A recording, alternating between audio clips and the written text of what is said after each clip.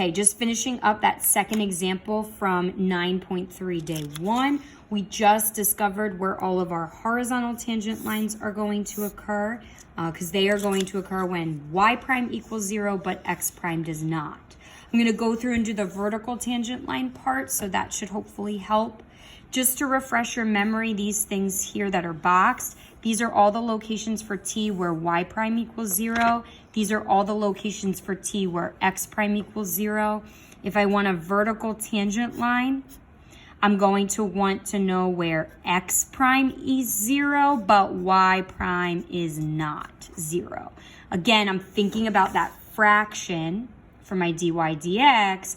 I want vertical tangent line, vertical line, undefined slope. I want a number over 0 to occur. So I want my numerator to be some number, not 0, and my denominator to be 0. So I want dx dt to be 0, dy dt not 0. So I take a look at where this occurs. I'm going to pick any of these values that are boxed in blue that aren't also over here. So I'm going to take values of 0 because that's not over here. I'm not going to pull pi over 2 because pi over 2 is also where y prime equals 0. I'm going to pull pi. I'm not going to pull 3 pi over 2 because that's also on this list. And I'm not going to do 2 pi because that's going to be identical to pi.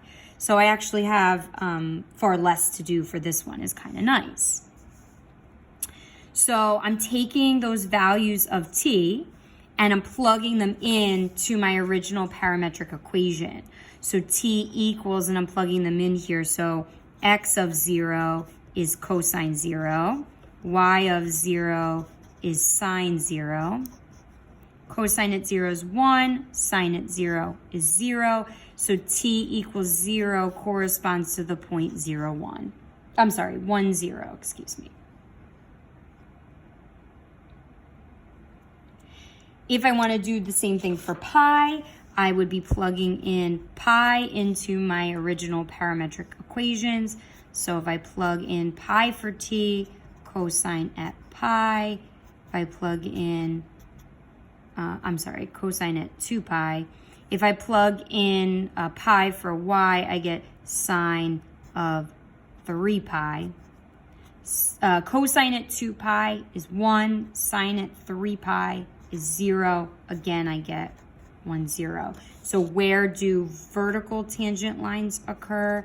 At 1, 0.